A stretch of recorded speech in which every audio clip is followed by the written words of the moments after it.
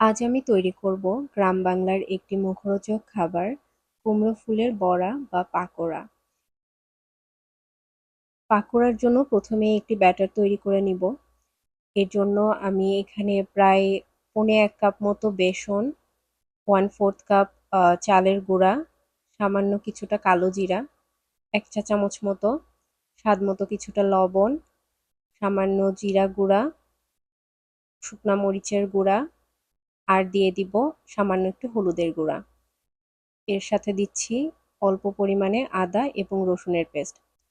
এখন এই মিশ্রণটাকে হাত দিয়ে খুব ভালো মতো মিশিয়ে নিচ্ছি।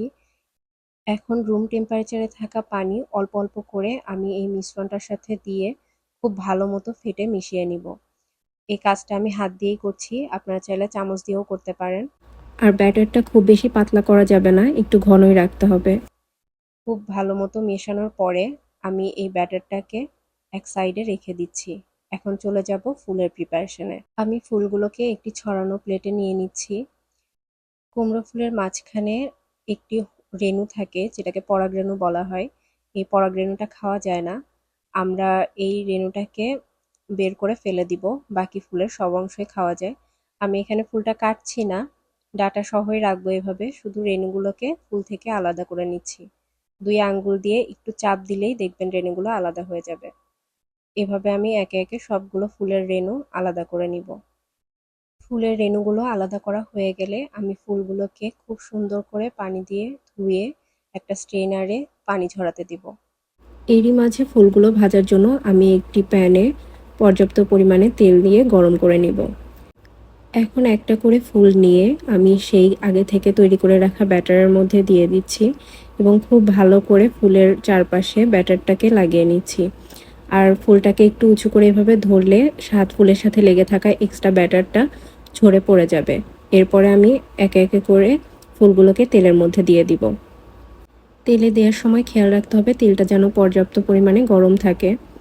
এরপর এই তেলের মধ্যে আমি ফুলগুলোকে একটু উল্টে পাল্টে মুচমুচে করে ভেজে নিব।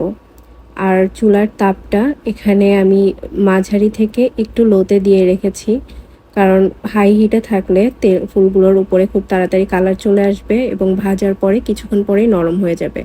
আর আমি যদি একটু সময় নিয়ে ভাজি তাহলে দেখা যাবে যে ফুলগুলো অনেক সময় ধরে ক্রিস্পি থাকবে। ফুলগুলো মোটামুটি ভাজা হয়ে গেছে এবং কালারও চলে এসেছে। এখন আমি একে একে ফুলগুলোকে একটা কিচেন টাওয়েলের উপর উঠিয়ে নিব। এতে করে ফুলের সাথে থাকা এক্সট্রা তেলগুলো এই পেপার টাওয়েলটা চুষে নেবে। ব্যাস তৈরি হয়ে গেল খুবই সুস্বাদু কুমড়ো ফুলের পাকোড়া। গরম গরম যে কোনো সস বা চাটনির সাথে পরিবেশন করা যায়, আবার চাইলে খিচুড়ি বা গরম ভাতের সাথেও পরিবেশন করা যায়। খেতে কিন্তু দুর্দান্ত লাগে।